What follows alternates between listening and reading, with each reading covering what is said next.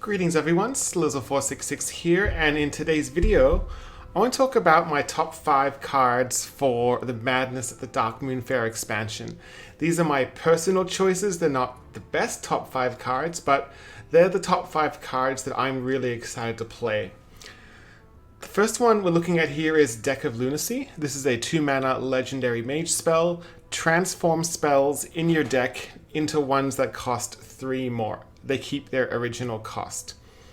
So you could build a couple different versions of mage here. You could just go full RNG and have a kind of casino no minion mage. You could even just make it casino mage with just a Yogg in it maybe. You could also run this in your quest mage if you really wanted to, if you're running a spell heavy list with primordial glyphs and arcane intellects, maybe research projects, cards like that. Having all of those become bigger spells, but they might be bad spells, but they could be good spells, and they keep their original cost. So it's just really funny. Also, you can discover this. So just discovering this could also make for hilarious situation. So really looking forward to playing around with this card. Another card I am very excited to play around with is Oh My Yogg. So this is a 1-mana Paladin secret. When your opponent casts a spell, they instead cast a random one of the same cost. So there are probably 3 archetypes I could see this being in. There is, of course, Odd Paladin. Odd Paladin already runs some 1-mana secrets. Typically it runs 2 Never Surrenders. Sometimes they also run a competitive spirit. So putting in an extra 1 or 2 of these wouldn't hurt too much. You could also run it in the classic Secret Paladin.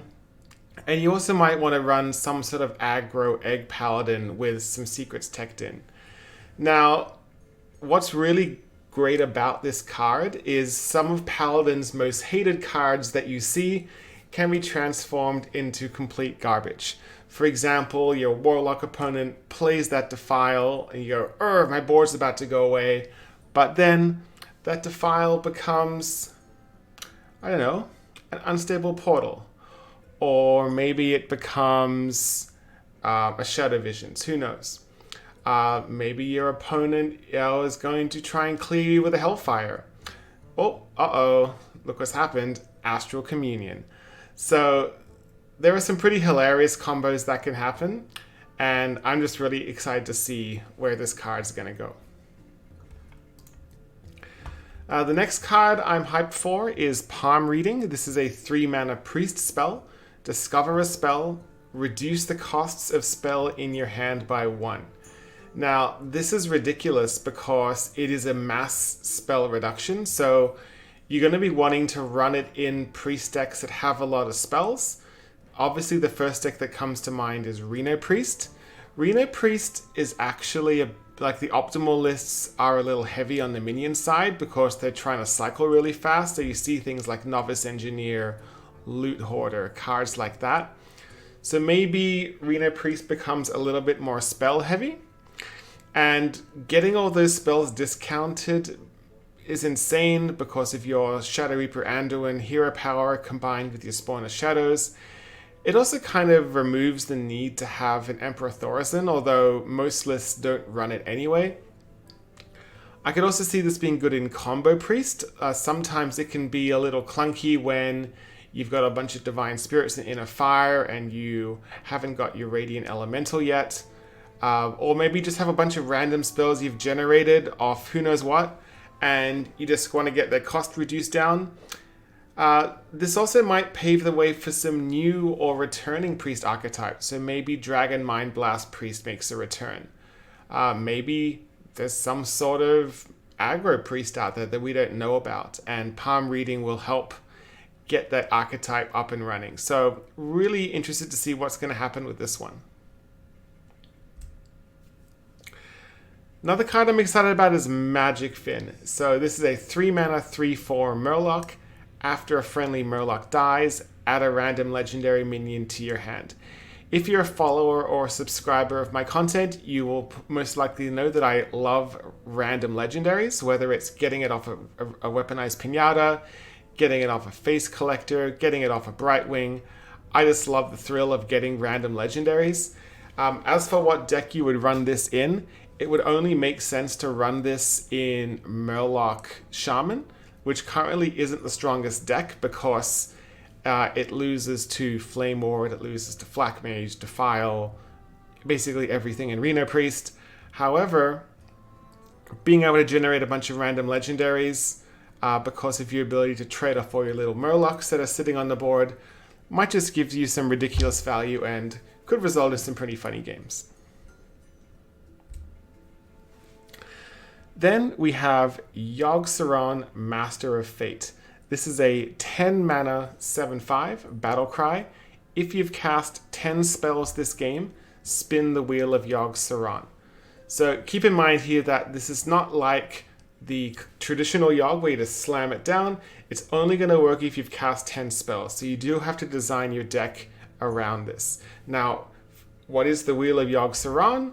Well, it's the following. You've got 6 different options on this wheel.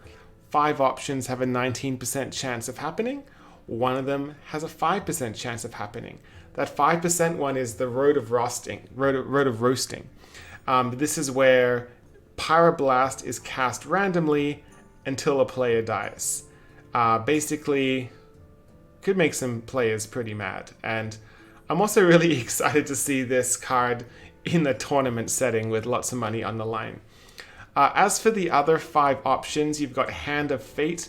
Fill your hand with random spells. They cost 0 this turn. So this is kind of like an evocation, except it's for every class, and they all cost 0. So that could be ridiculous. You've got Curse of Flesh. Fill the board with random minions, then give yours Rush. I don't think this one's that good because it does it on your opponent's side as well. So I wouldn't be too happy seeing Curse of Flesh. Mind Flayer Goggles, take control of 3 random enemy minions. This one's a problem because it relies on your opponent having a board, and sure, if you're up against a Q block, that's great, but in general, I don't think it's going to be a very good outcome. Mystery Box, cast a random spell for every spell you've cast this game. So that is the traditional Yogg effect. And then you've got Devouring Hunger, destroy all other minions, gain their attack and health. I don't think this is a particularly great one either, since that minion can just be single target removed or just dealt with a Zephyrus or who knows what. But I'm just really excited to see how this card works, and the animation for that wheel is top notch. So those are my top 5 cards that I'm excited about playing. But I gotta have a runner-up here. This card, Confection Cyclone, might have the best art I've ever seen on a card in Hearthstone. That's an ice cream sundae with fists. It's got a cherry top on its head. Looks pretty mad. It's got some oranges there, blueberries. I see waffles, pancakes. Looks like there's some sort of milkshake in the bottom right corner. And the flavor of the card is just absolutely top-notch. 2 mana 3/2 elemental, battle cry, add 2 1/2 sugar elementals to your hand. I have not seen the artwork for these sugar elementals, but I would expect them to be top notch as well. As for the playability of this card, it's pretty awful, but I'm also really hyped to see the animation, the golden version of this, as well as the voice lines. So Confection Cyclone, my personal favorite of the set, just because that artwork is amazing.